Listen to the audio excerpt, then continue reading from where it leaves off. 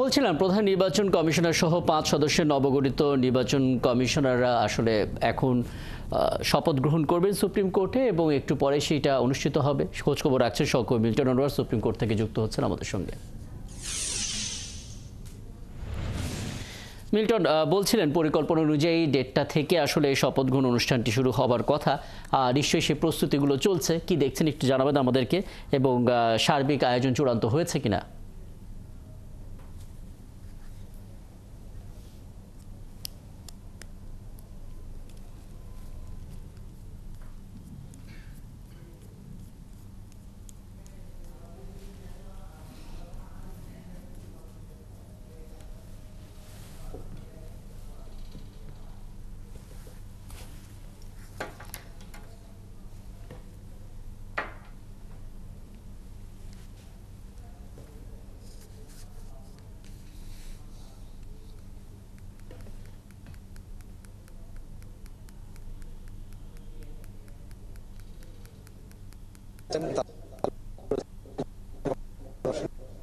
পাঁচজনকে প্রধান নির্বাচন কমিশনার সহ ৫ জনকে নির্বাচন কমিশনে নিয়োগ দেওয়া হয়েছে এবং এর মধ্যে তাদের মধ্যে ২ জন এর মধ্যে এসে উপস্থিত হয়েছেন। তারা সুপ্রিম কোর্টের জাজ লাউঞ্জে পৌঁছেছেন এবং বাকিরা তারা পথে আছেন। এবং আপনি জানেন যে আজকে নানা জায়গাতে বিশেষ করে প্রেস ক্লাব এবং তার আশেপাশে ঘিরে অটোরিকশা চালকদের নানা রকমের কর্মসূচি চলছে, ফলে রাস্তায় কিছুটা যানজট আছে। ফলে তারা হয়তো এখনই পথে খানিকটা আটকা পড়েছেন।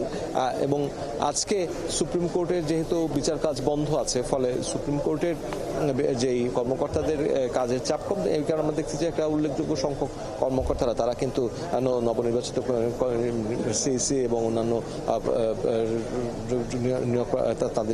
তাদেরকে গ্রহণ করবার জন্য বা তাদেরকে অভ্যর্থনা জানানোর জন্য উপস্থিত আছেন।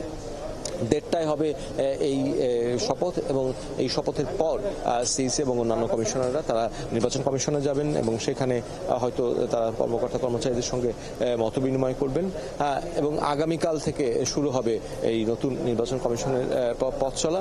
এবং যেই মুহূর্তে তারা শপথ গ্রহণ করবেন সেই মুহূর্ত থেকে মূলত আসলে তারা নির্বাচন কমিশনার হিসেবে তাদের যে দায়িত্ব পালন সেটি শুরু হয়ে যাবে। ফলে এটি একটি গুরুত্বপূর্ণ, সেই শপথের আগের এই মুহূর্তটি অত্যন্ত গুরুত্বপূর্ণ, কারণ হয়তো আর ১০-১৫ মিনিট তারা এই নিয়োগ পেয়েছেন, রাষ্ট্রপতি থেকে নিয়োগ দিয়েছেন, কিন্তু সেই নিয়োগটি যেহেতু শপথের পরে কার্যকর হবে, ফলে সেই শপথ নিতে তারা এর মধ্যে সুপ্রিম কোর্টে আসতে শুরু করেছেন। ২ জন এসে উপস্থিত হয়েছেন যেমনটি আমি বলছিলাম, আর বাকি ৩ জন তারা আসছেন।